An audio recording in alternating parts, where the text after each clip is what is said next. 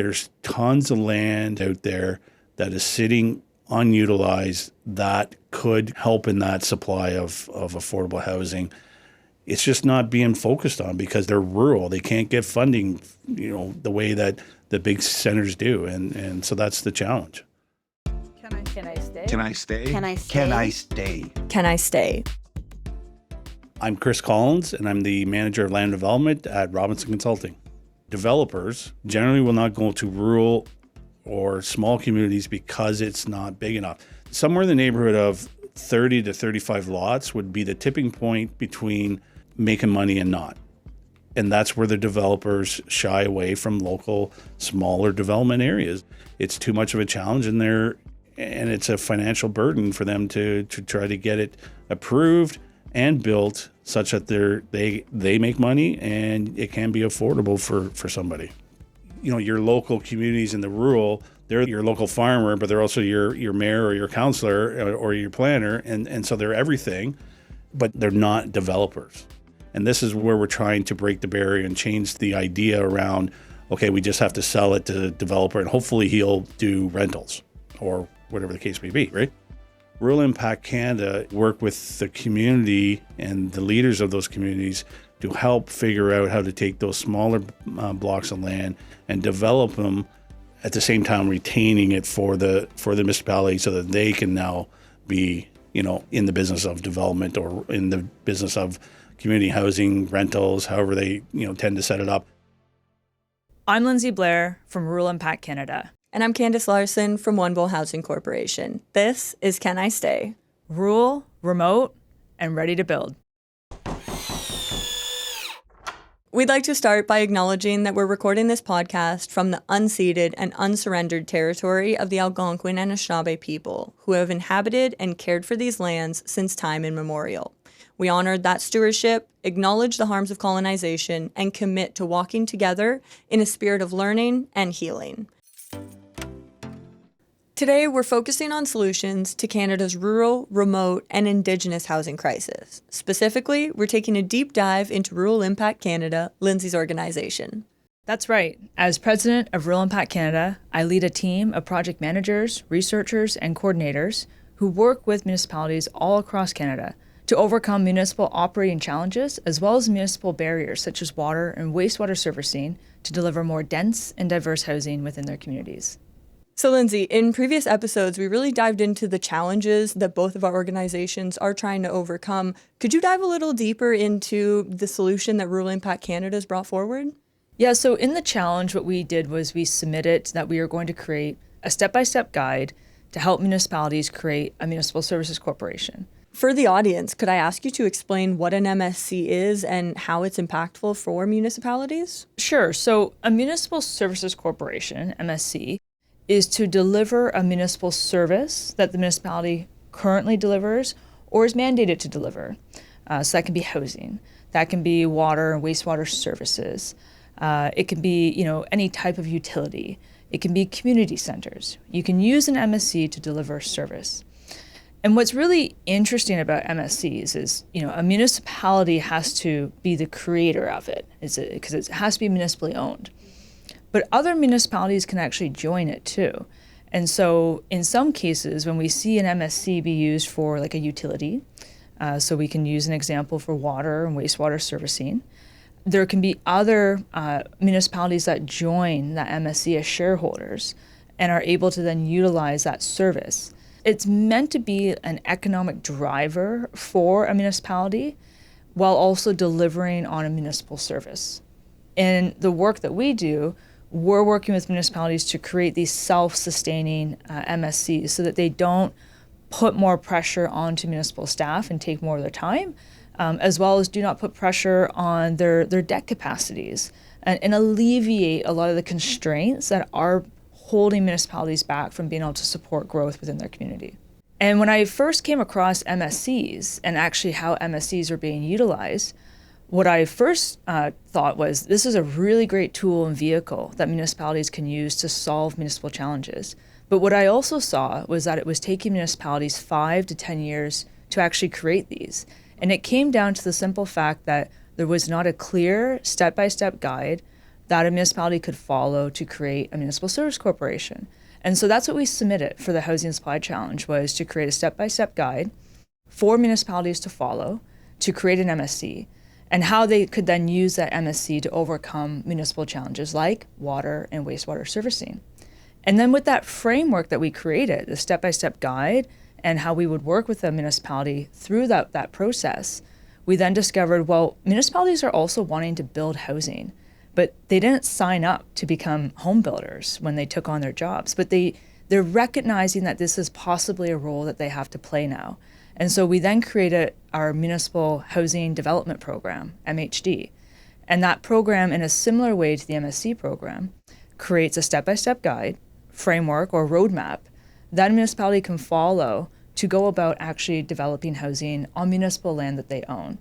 And really from there, we've been able to take that same framework and create a few more programs for both nonprofits and other entities that are looking to build housing. And how's it going so far for your team? What impact have you seen? Well, we've seen adoption and uptake in municipalities wanting to take the MSC program. Municipalities are recognizing that a municipal service corporation can really help them overcome their current municipal challenges that are maybe holding them back. So going back to the one example, a municipality may say, we don't have any water and wastewater services in our community.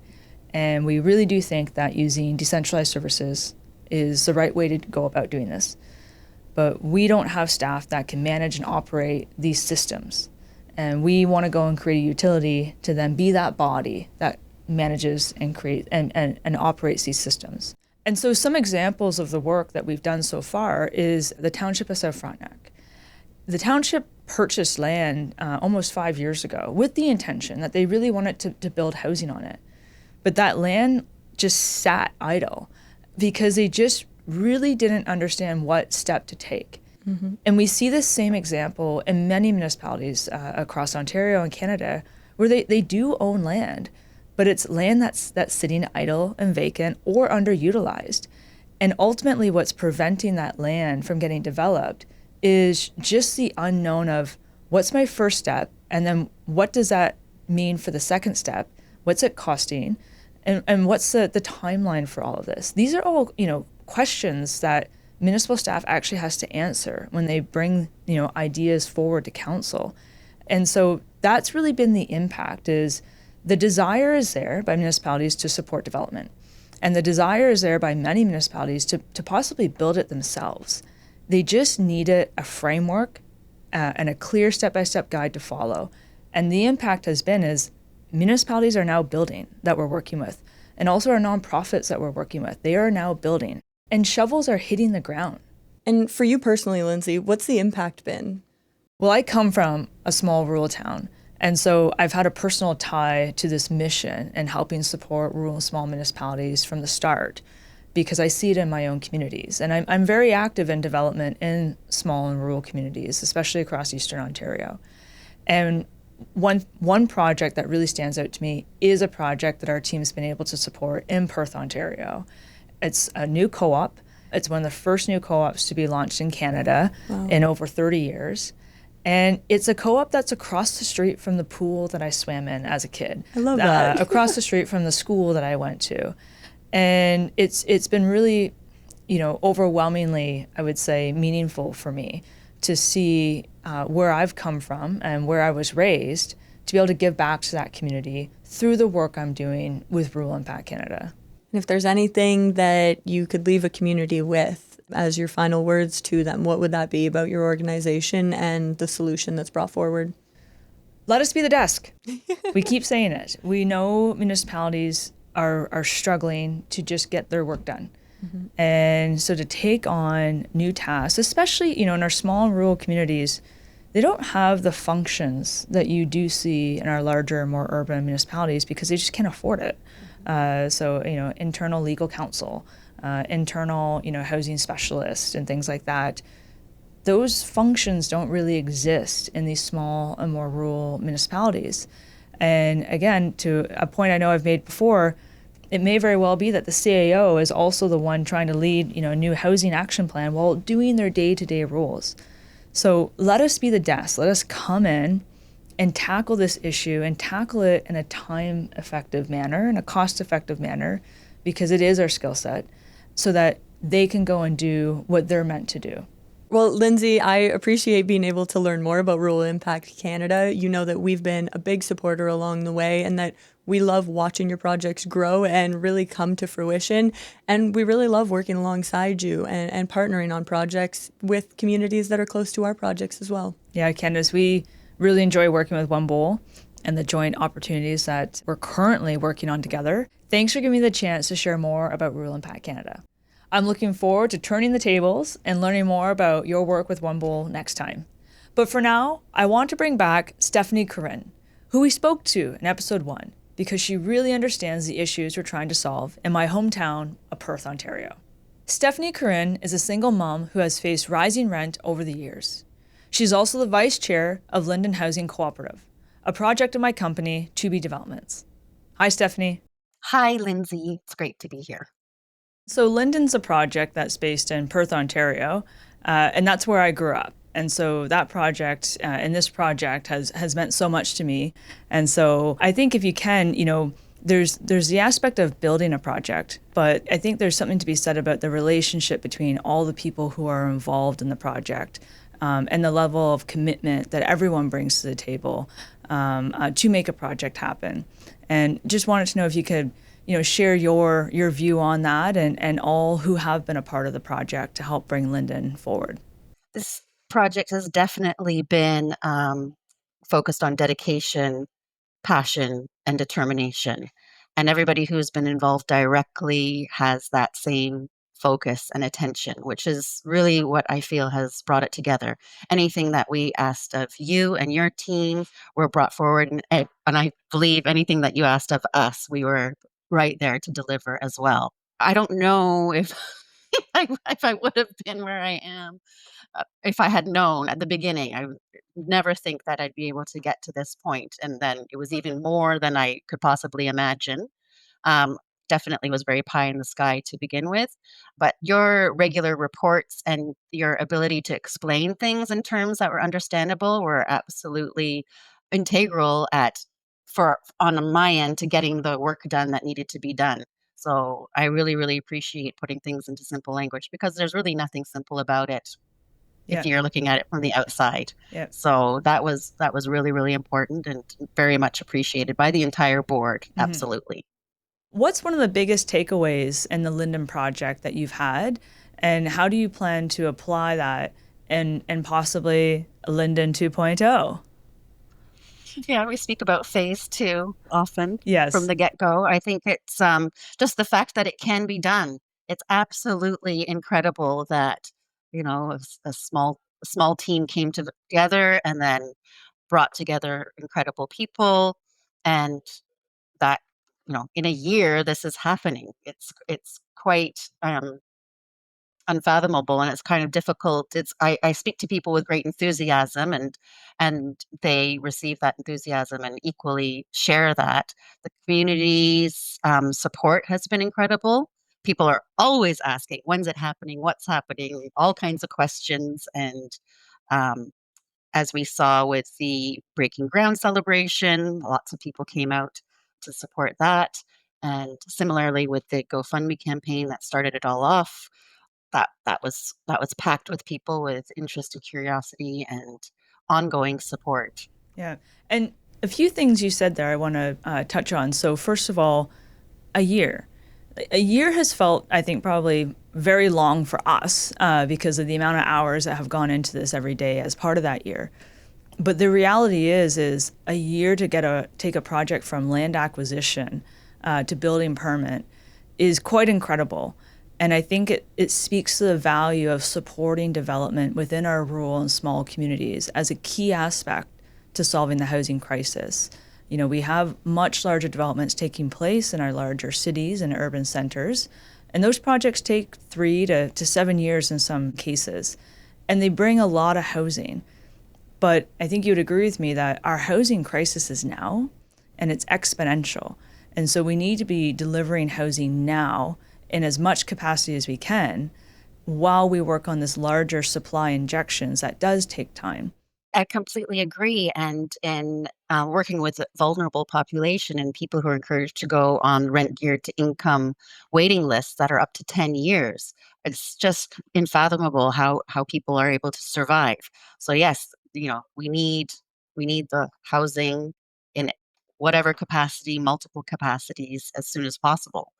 And if there is a model that allows for that, then that's what we should be looking at and moving with and keep going. Well, exactly. And, we talk about the large supply and that we often see the focus on too, right, when it comes to getting grants and getting funding.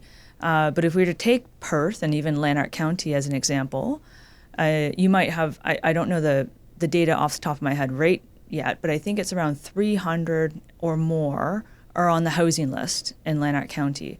And so the Lynden project tackles 10% of that list. It's quite incredible. We do need funding in these areas so that people don't leave and go to an urban space to get on a housing list that they may get into faster. Oh, absolutely. I meet people who are in the community who are at threat of being forced to leave because they can't afford to be here. And they're devastated by that because this is their community. This is where they grew up or where they established themselves. And for whatever reason, find themselves in a position that they can no longer support themselves here. And, it's really heartbreaking to see that devastation and despair and that, being forced to relocate when you don't want to. And let's talk a little bit actually, I would say the differences between homelessness and the factors that are causing homelessness in our more rural and small communities versus our larger communities. There are some differences and some different roots. And one of them that I saw throughout COVID was the impact of rent eviction, particularly with seniors. And being rent evicted, because of the lack of protections around renters' rights.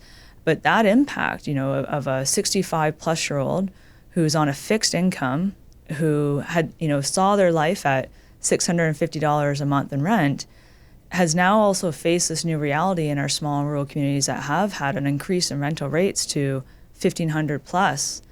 It's not possible. And so the rise of seniors homelessness in particular, it has become a huge issue, especially in a town like Perth. Yep, and I completely directly relate to that because that's what happened to me during COVID. I was rent evicted and my rent almost doubled overnight. And it's devastating and shocking and ate all the savings, which is I'm sure is very similar to an elderly person or a retired person who's facing the same thing. I also can't not address the issue of rural housing is also closely linked to transportation and how we don't have public transportation in a rural setting and how problematic that is because of uh, accessing jobs, traveling to jobs, and making housing successful. It's directly linked to that as well. Yeah. And also, what was really successful about Lynden was where we actually acquired the land. It's such an excellent walking score for Perth, close to the hospital, 3 grocery stores, schools, the pool. So that was a really, really big success and win from my perspective to be able to provide that to the residents. So the Lynden project took a lot of time from every board member. And in my experience in working with the board, everyone contributed. Everyone continues to contribute. And everyone, even after a year of putting up with me, everyone is still spending the exact amount of time and energy that they spent on day one. What drives you in your commitment to this project? I can't imagine anything more important than being a part of something to bring affordable housing to the community I live in. In my personal experience, I definitely faced housing insecurity, and it's a really scary and terrible place to be, especially with as a single mother with a young child. You just want to do your best to provide the best, and when you're faced with not having that opportunity, I mean, I can say I'm truly blessed with the support network and the friends that I have, but there were definitely times where that was a threat, and I wouldn't wish that on anybody. So, working with people to bring about security and safety and a sense of belonging is definitely important, and it affects all of us. And that's why I'm doing this. It's not definitely not just about me. It's about the entire community and all of us working together to uplift ourselves, our communities, the experience of life and humanity. Yeah. And I think, Stephanie, speaking to your drive, I have very similar in that I've had someone to lean on when being faced with a tough situation. That person's my mother, but not everyone has someone to lean on, and in absence of being able to lean on someone, homelessness and the risk of homelessness is a real stark reality. And I would say there's many people who are at risk who just do not have that person that they can call and lean on. And Lynden and what Lynden is doing is that person for a community that may not have just that one person to call. Yeah, absolutely. I was blessed with a very dear friend that I could lean on and who welcomed me and my daughter with open arms. And having that means everything. So yes, to be able to provide that in some way for people is, I don't know, you really can't have words. It's, The motivation of this group is just absolutely incredible and inspiring. And in addition to demonstrating the type of housing that can be built, I think this group's also demonstrated to other communities the power of a dedicated group of people and what actually can be done with nothing, starting out with absolutely nothing. I have a dream from the beginning. There's 9 municipalities in Lanark County, and how incredible it would be to have 9 co-ops in each, one co-op in each municipality. That's the big dream. Well, I do know, and the other municipalities within Lanark County that have been watching this project, and they all want that too. And so I say we commit on this episode that we're going to build a total of 9 co-ops in Lanark County in 9 years. Fantastic. I did have a conversation with Mayor Sean Pankow of Smith Falls, and he said, if it doesn't work out in Perth, let's talk. So I know he's interested. Stephanie, thanks so much for joining me today and joining this podcast and sharing the Lynden project and the work that you and the Lynden board are doing and your experiences. And thank you so much for amplifying the message. And I wish you all the success with your podcast. Well, Lindsay, that was an incredible conversation with Stephanie. What were your key takeaways?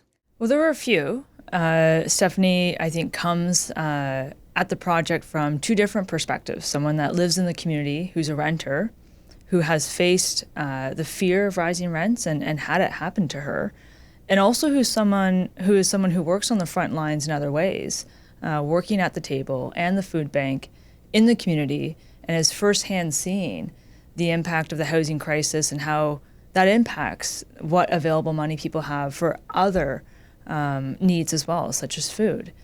And they go hand in hand. I think that's the thing that stands out to me when I speak with Stephanie and talk to Stephanie about the community in Perth and rural communities in general, is how we say, building housing isn't just one thing. Absolutely. The outcome of building the housing isn't just one thing. It's not just about housing people. It's about all the ripple effects that happen as a result of that housing being built. More than 4 walls and a roof at the end of the day. Exactly. Incredible. And worth investing in.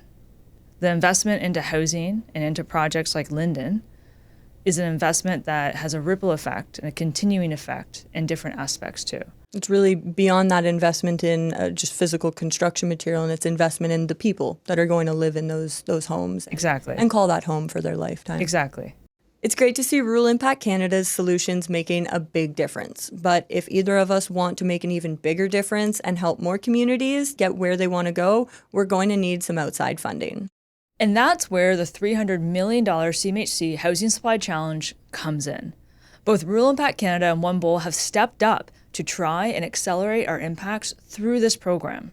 And so, Lindsay, in the last episode, we left off talking about our application for Stage 2 for an additional $3 million each. Is there any news you want to share about that? Well, Candace, I think we can reveal to the audience that we both were actually successful in Stage 2 and received an additional $3 million.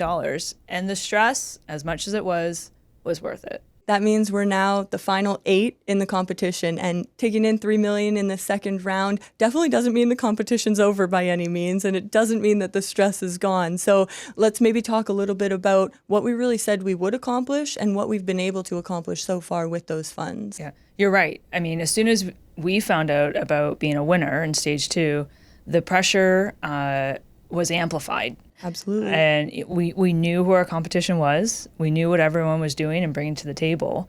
And it was certainly about delivering on what we said we were going to deliver. You know, we were really proud of what we did deliver in our stage 2 application.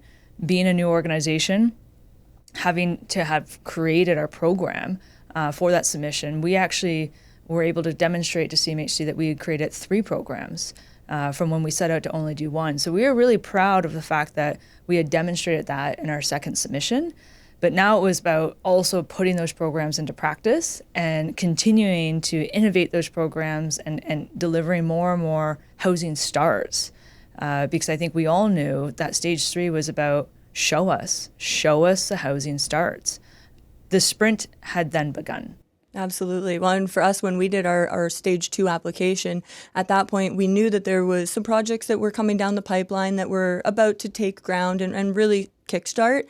But by the time we actually received the funds and were awarded for stage 2, we had actually in that time successfully completed a 15-unit delivery up the ice roads.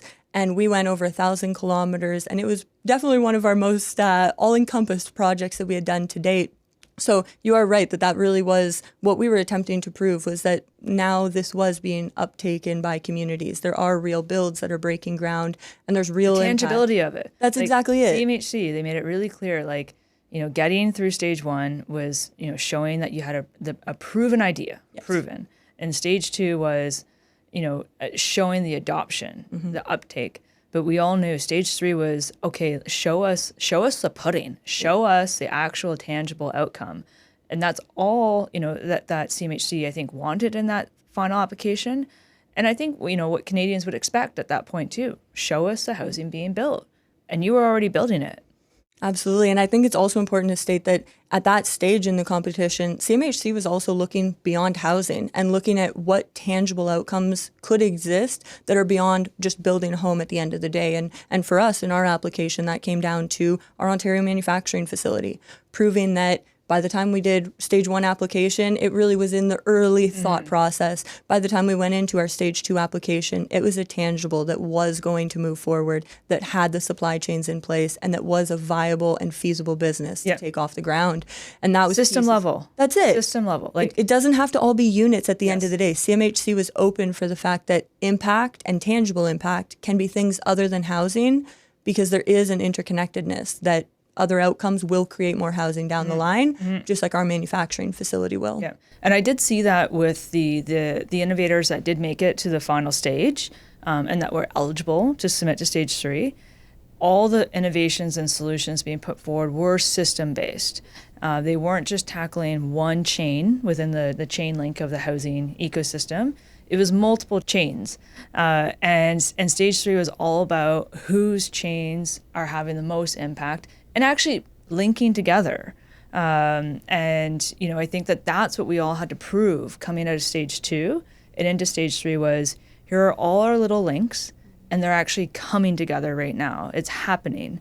And that was the stressful part for us, and that, we had our program, we had adoption, we had municipalities taking our programs and starting the work, and that first chain link existed, but we had to link it to housing.